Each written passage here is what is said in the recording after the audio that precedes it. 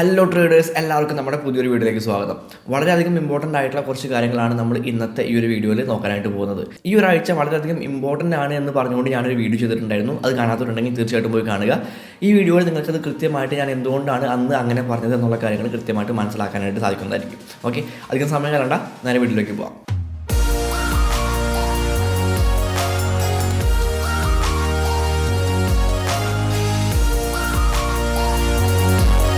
Okay, നമ്മളിപ്പോൾ നിൽക്കുന്നത് ബിറ്റ്കോയിൻ്റെ ഒരു വീക്ക്ലി ടൈം ഫ്രെയിമിലുള്ള $US പെയറിലുള്ള ഒരു ചാർട്ടിലാണ്. ഇതിലേക്ക് നമ്മളൊരു 200 പീരീഡ് വീക്ക്ലി മൂവിങ് അവറേജ് കൊണ്ടുവരാണ്. നമ്മൾ ഓരോ വീഡിയോകളിലും പല ഇൻഡിക്കേറ്റേഴ്സ് നമ്മൾ വെറുതെ പറഞ്ഞു പോകാറുണ്ട്. അപ്പോൾ ആ ഇൻഡിക്കേറ്റേഴ്സ് ഒക്കെ ഏതാണ്, അത് എവിടെയാണ് ഉള്ളത് എന്നുള്ള കാര്യങ്ങൾ ചിലപ്പോൾ നിങ്ങൾക്ക് അറിയാനായിട്ട് സാധിക്കുന്നുണ്ടായിരിക്കില്ല. അപ്പോൾ ഞാൻ കൃത്യമായിട്ട് ഈ വീഡിയോയിൽ നമ്മൾ ഏതൊക്കെ ഇൻഡിക്കേറ്റേഴ്സ് ആണ് യൂസ് ചെയ്യുന്നത് എന്നുള്ള കാര്യങ്ങൾ കൃത്യമായിട്ട് പറഞ്ഞുതരാം. നേരെ ഇൻഡിക്കേറ്റേഴ്സിൽ പോവാണ്, എന്നിട്ട് weekly moving average just search ചെയ്യാണ്. അപ്പോൾ നമുക്കിത് അവിടെ weekly moving average Tommy Thomson എന്ന് പറയുന്ന ആൾ ക്രിയേറ്റ് ചെയ്തിട്ടുള്ള ഒരു വീക്ക്ലി മൂവിങ് അവറേജ് കാണാനായിട്ട് പറ്റും. അത് ക്ലിക്ക് ചെയ്യാം. ഇതാണ് നമ്മുടെ 200 പീരീഡ് വീക്ക്ലി മൂവിങ് അവറേജ് എന്ന് പറയുന്നത്. നിങ്ങൾ വെറുതെ പോയിട്ട് മൂവിങ് അവറേജ് സാധാരണ മൂവിങ് അവറേജ് ഇട്ടിട്ട് അതിൽ 200 പീരീഡ് ഇട്ട് കഴിഞ്ഞിട്ടുണ്ടെങ്കിൽ നിങ്ങൾക്ക് ഇതുപോലുള്ള ഒരു റിസൾട്ട് ആയിരിക്കില്ല കിട്ടുക. ഇത് കൃത്യമായിട്ട് 200 ആഴ്ചകളിലെ ക്യാൻഡിൽസിനെ റെപ്രസെൻറ്റ് ചെയ്തുകൊണ്ടാണ് ഈ ഒരു 200 പീരീഡ് വീക്ക്ലി മൂവിങ് അവറേജ് നമുക്ക് കാണാനായിട്ട് പറ്റുന്നത്. ആൻഡ് ഈ 200 പീരീഡ് വീക്ക്ലി മൂവിങ് അവറേജിൻ്റെ പ്രത്യേകത എന്താണെന്ന് ചോദിച്ചു കഴിഞ്ഞിട്ടുണ്ടെങ്കിൽ ചാർട്ട് ഒന്ന് സൂം ഔട്ട് ചെയ്ത് കഴിഞ്ഞിട്ടുണ്ടെങ്കിൽ നമുക്ക് മനസ്സിലാവും. ഓരോ ക്രാഷിൻ്റെ സമയത്തും ഈ ഒരു 200 പീരീഡ് വീക്ക്ലി മൂവിങ് അവറേജ് കൃത്യമായിട്ട് ഒരു സപ്പോർട്ടായിട്ട് ആക്ട് ചെയ്തിട്ടുണ്ടെന്നുള്ള കാര്യങ്ങൾ മനസ്സിലാക്കാനായിട്ട് പറ്റും. നമ്മൾ ഓൾറെഡി മുൻപുള്ള വീഡിയോകളിലെല്ലാം പറഞ്ഞിട്ടുള്ളതാണ്. ഇവിടെ ഈ ഒരു 2015 ഈ രീതിയിൽ സപ്പോർട്ടായിട്ട് ആക്ട് ചെയ്തിട്ടുണ്ട്, ഇവിടെയും സപ്പോർട്ടായിട്ട് ആക്ട് ചെയ്തിട്ടുണ്ട്, ഇവിടെയും ഒക്കെ ഈ 200 പീരീഡ് വീക്ക്ലി മൂവിങ് അവറേജ് ഒരു സപ്പോർട്ട് ഏരിയ ആയിട്ട് ആക്ട് ചെയ്തിട്ടുള്ള കാണാനായിട്ട് പറ്റും ഓരോ ക്രാഷിൻ്റെ സമയത്തും. ആൻഡ് നമ്മുടെ 2022 ഇപ്പോൾ സംഭവിച്ചുകൊണ്ടിരിക്കുന്ന ഈ ഒരു ബെയർ മാർക്കറ്റ് നോക്കിയാലും പ്രൈസ് ഈ ഒരു ഏരിയയിൽ ഒരു സപ്പോർട്ട് എടുക്കുമെന്നായിരുന്നു നമ്മൾ പ്രതീക്ഷിച്ചിട്ടുണ്ടായിരുന്നത്. എന്നാൽ ആ ഒരു ഏരിയനെ ബ്രേക്ക് ചെയ്തുകൊണ്ട് ഈ രീതിയിൽ ഈ ഒരു 200 പീരീഡ് വീക്ക്ലി മൂവിങ് അവറേജിനെ ബ്രേക്ക് ചെയ്തുകൊണ്ട് പ്രൈസ് താഴേക്ക് വന്നിട്ടുണ്ടായിരുന്നു.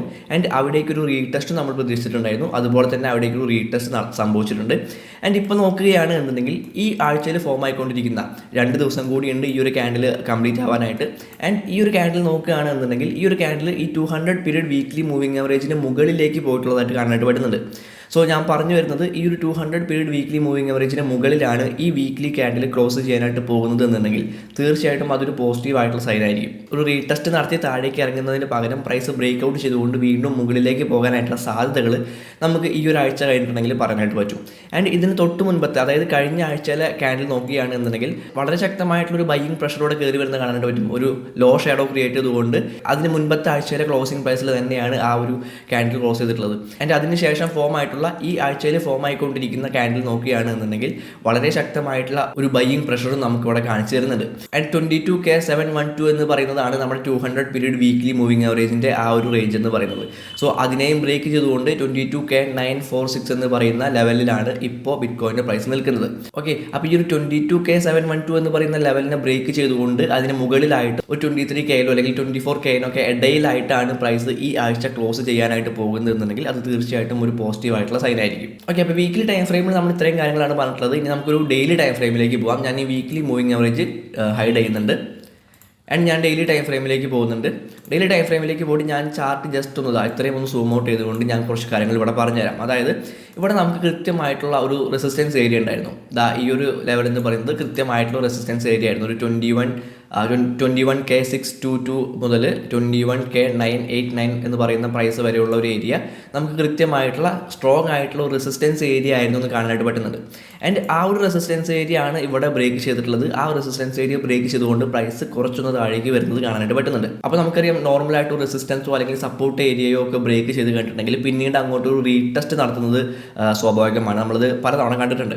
സോ ഇവിടെ അതേ രീതിയിലുള്ള ഒരു റീടെസ്റ്റ് ആണ് ഇവിടെ നടത്തുന്നത് എന്നുണ്ടെങ്കിൽ ഈ രീതിയിൽ പ്രൈസ് ഇവിടെ വീണ്ടും ഒരു സപ്പോർട്ട് എടുത്തുകൊണ്ട് ദെൻ പ്രൈസ് വീണ്ടും മുകളിലേക്ക് പോകാനായിട്ടുള്ള സാധ്യതകൾ നമുക്കിവിടെ പറയാനായിട്ട് പറ്റും.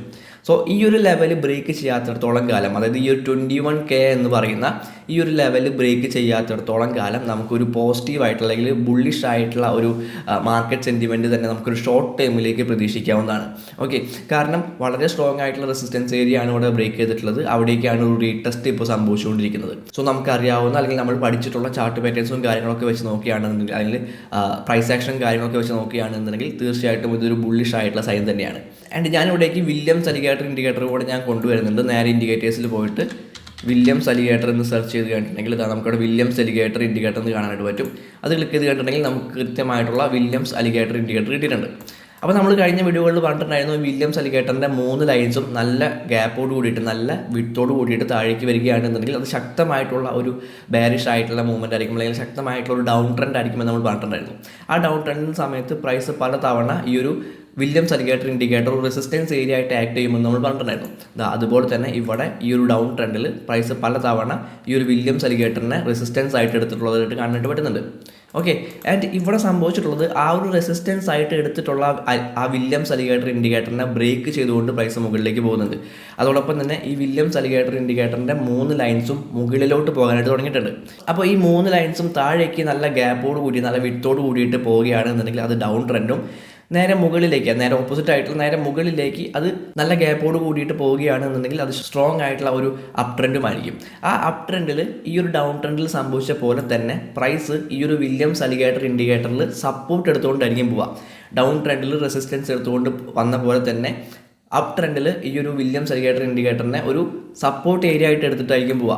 ഓക്കെ, അപ്പോൾ ഇവിടെ നോക്കിക്കണ്ടിട്ടുണ്ടെങ്കിൽ പ്രൈസ് വീണ്ടും ആ ഒരു വില്യംസ് അലിഗേറ്റർ ഇൻഡിക്കേറ്ററിലേക്ക് ഒരു സപ്പോർട്ട് എടുക്കാനായിട്ട് ഇറങ്ങി വരുന്നതായിട്ട് കാണാനായിട്ട് പറ്റുന്നുണ്ട്. ഓക്കെ, അപ്പോൾ ഓൾറെഡി ഇവിടെ ഒരു ബ്രേക്ക് ഔട്ട് സംഭവിച്ചിട്ടുള്ളതാണ്. ഈ ഒരു ഏരിയയിൽ ഈ ഒരു റെസിസ്റ്റൻസ് ഏരിയയിൽ ഒരു ബ്രേക്ക് ഔട്ട് സംഭവിച്ചിട്ടുള്ളതാണ്. ആൻഡ് ആ ഒരു ഏരിയ തന്നെയാണ് നമ്മുടെ വില്യംസ് അലിഗേറ്ററിൻ്റെ ഒരു സപ്പോർട്ട് ഏരിയ ആയിട്ട് വരാനായിട്ടും പോകുന്നത്. അപ്പോൾ പ്രൈസ് ഈ ഒരു ഏരിയയിലേക്ക് ഇറങ്ങി വരിക എന്ന് പറഞ്ഞു കേട്ടിട്ടുണ്ടെങ്കിൽ, അതായത് ഒരു 21K എന്ന് പറയുന്ന ആ ഒരു ലെവലിലേക്ക് ഇറങ്ങി വരിക എന്ന് പറഞ്ഞു കേട്ടിട്ടുണ്ടെങ്കിൽ തീർച്ചയായിട്ടും നോർമൽ ആയിട്ടുള്ള കാര്യമാണ്. ആ ഏരിയനെയും ബ്രേക്ക് ചെയ്തുകൊണ്ട് ഒരു 20Kയിലേക്കൊക്കെയാണ് പ്രൈസ് ക്ലോസ് ചെയ്യാനായിട്ട് പോകുന്നതെന്നുണ്ടെങ്കിൽ അത് കുറച്ച് പേടിക്കേണ്ട ആ സിറ്റുവേഷൻ തന്നെയാണ്. 20Kയിലേക്ക് റീച്ച് ചെയ്യാത്തത്തോളം കാലം പ്രൈസ് നമുക്ക് അത്രത്തോളം പേടിക്കാനായിട്ടുള്ള കാര്യങ്ങളൊന്നുമില്ല. സ്റ്റിൽ ഒരു ബുള്ളിഷ് ആയിട്ടുള്ള ഒരു ട്രെൻഡ് തന്നെ നമുക്ക് ഇവിടുന്ന് പ്രതീക്ഷിക്കാവുന്നതാണ്. ആൻഡ് മറ്റൊരു ഇൻഡിക്കേറ്റർ കൂടി ഞാൻ കൊണ്ടുവരുന്നുണ്ട്. ഞാൻ വില്യംസ് അലിഗേറ്റർ ഹൈഡ് ചെയ്യുന്നുണ്ട്. ആൻഡ് ഞാൻ ഇവിടേക്ക് ബോളിഞ്ചർ ബാൻഡ് കൊണ്ടുവരുന്നുണ്ട്. ബോളിഞ്ചർ ബാൻഡ് കൊണ്ടുവന്ന് കേട്ടിട്ടുണ്ടെങ്കിൽ നമുക്ക് ബോളിഞ്ചർ ബാൻഡിൽ കാണാൻ സാധിക്കുന്ന കുറച്ച് കാര്യങ്ങളുണ്ട്. ബോളിഞ്ചർ ബാൻഡ് ഒന്ന് ഗ്യാപ്പ് കുറഞ്ഞുകൊണ്ട് വളരെ തിന്നായിട്ട് ഈ ഇവിടെ കണ്ട പോലെ ഒന്ന് സ്ക്യൂസ് ആയിട്ടാണ് പോകുന്നതെന്നുണ്ടെങ്കിൽ പിന്നീട് ഉടനെ തന്നെ നമുക്ക് വളരെ ഗംഭീരമായിട്ടുള്ള ഒരു ട്രെൻഡ് നമുക്ക് പ്രതീക്ഷിക്കാവുന്നതാണ്, അല്ലെങ്കിൽ വളരെ ഗംഭീരമായിട്ടുള്ള ഒരു പ്രൈസ് മൂവ്മെൻറ്റ് നമുക്ക് പ്രതീക്ഷിക്കാവുന്നതാണ്. നമ്മൾ പല തവണ അത് കണ്ടിട്ടുള്ള കാര്യങ്ങളാണ്. ഇവിടെ നമ്മൾ കണ്ടിട്ടുണ്ട്, അതുപോലെ തന്നെ ഇവിടെ കണ്ടിട്ടുണ്ട്, പല തവണ നമ്മൾ കണ്ടിട്ടുള്ളതാണ്. അതോടൊപ്പം തന്നെ ഈ ഒരു സെൻറ്റർ ലൈൻ, ഈ ഒരു ഓറഞ്ച് കളറിലുള്ള ഈ ഒരു സെൻറ്റർ ലൈൻ ഏത് ഡയറക്ഷനിലേക്കാണോ പോകുന്നത് ആ ഡയറക്ഷനിലേക്ക് തന്നെ വളരെ ശക്തമായിട്ടുള്ളൊരു മൂവ്മെൻറ്റും ബോളിഞ്ചർ ബാൻഡ് കാണിച്ചു തരാനായിട്ടുള്ള സാധ്യതകളുണ്ട്.